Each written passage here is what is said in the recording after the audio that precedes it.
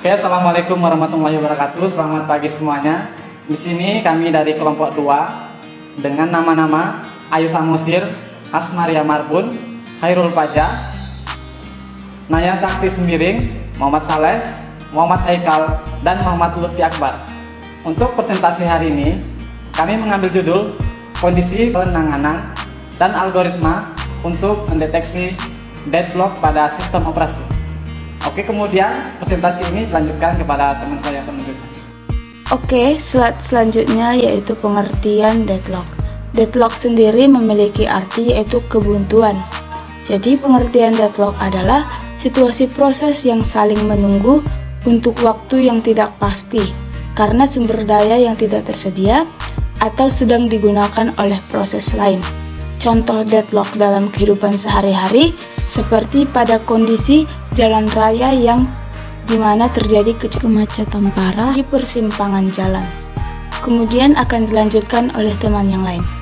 Baiklah, saya akan melanjutkan slide selanjutnya, yaitu kondisi yang dapat menyebabkan terjadinya deadlock. Yang pertama, mutual exclusion. Hanya ada satu proses yang boleh memakai sumber daya, dan proses lain yang ingin memakai sumber daya tersebut harus menunggu hingga sumber daya tadi dilepaskan atau tidak diproses yang memakai sumber daya tersebut. Yang kedua, hold and wait. Kondisi yang menyatakan proses-proses yang sedang memakai suatu sumber daya dapat meminta sumber daya yang lain. Yang ketiga, circular waiting, yaitu kondisi yang menyatakan bahwa adanya rantai saling meminta sumber daya yang dimiliki oleh suatu proses oleh proses lainnya. Yang keempat, non-preemption, yaitu kondisi di mana suatu sumber daya yang sedang berada pada suatu proses tidak dapat diambil secara paksa dari proses tersebut sampai proses itu melepaskannya. Baiklah, selanjutnya akan dilanjutkan oleh teman saya. Slide selanjutnya yaitu penanganan masalah deadlock. 1. Mengabaikan masalah deadlock. Sistem akan melakukan pengabaian terhadap suatu kondisi deadlock dan benar-benar tidak akan mendeteksi terjadinya proses deadlock. Yang kedua, pencegahan. Program atau sistem akan menghindari 4 karakteristik yang memiliki kemungkinan terjadinya proses deadlock, yaitu mutual exclusion, hold and wait, non-preemption, circular waiting, sehingga proses deadlock tidak akan terjadi. 3. Penghindaran merupakan suatu pengambilan keputusan untuk mendapatkan keputusan yang baik agar bisa menghindari deadlock tersebut. 4. Mendeteksi dan memperbaiki, di mana sistem akan mendeteksi aplikasi atau proses manakah yang mengakibatkan terjadinya deadlock.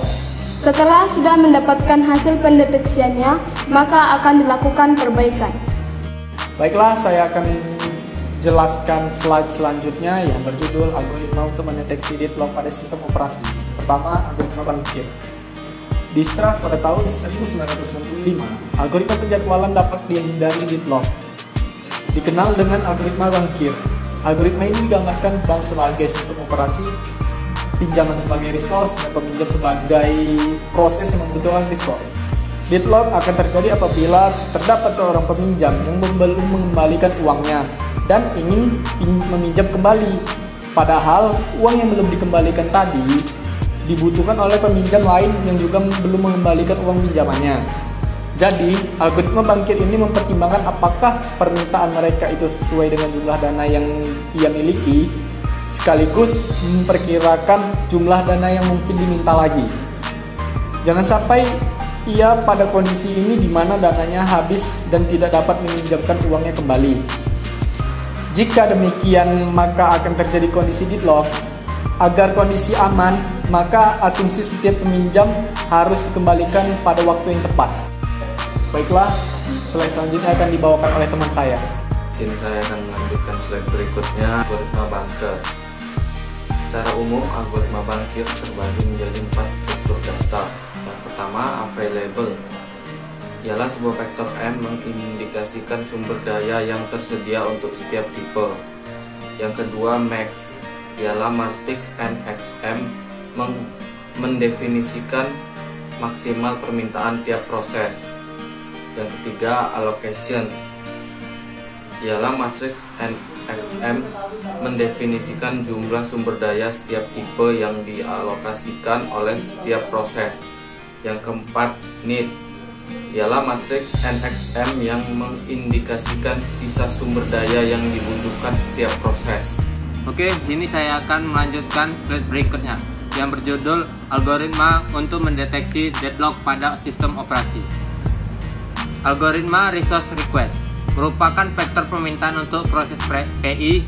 Jika request Y sama dengan K, maka proses PI menginginkan K instansi sumber daya RG. Ketika permintaan sumber daya dibuat oleh proses PI, beberapa aksi berikut diikut sertakan, yaitu 1. Jika request kurang dari need ke langkah 2, selain itu berikan status kondisi error karena melebihi batas maksimal kebutuhan. 2. Jika request kurang dari available ke langkah 3, selain itu PI harus menunggu karena sumber daya belum tersedia. 3. Sistem menganggap telah mengalokasikan sumber daya yang dibutuhkan untuk proses PI dengan memodifikasi status sebagai berikut. Available sama dengan available kurang request. Alokasioni sama dengan alokasioni plus request. Needy sama dengan needy minus request. Jika hasil mengalokasikan sumber daya dengan status aman, transaksi telah selesai dan proses PI mengalokasikan sumber daya tersebut. Namun jika status kita aman, maka PI harus menunggu selama request dan sumber daya telah dikembalikan. Oke, mungkin ini saja presentasi dari kelompok 2. Semoga dapat bermanfaat untuk teman-teman sekalian. Sekali lagi saya ucapkan Assalamualaikum warahmatullahi wabarakatuh. Selamat pagi.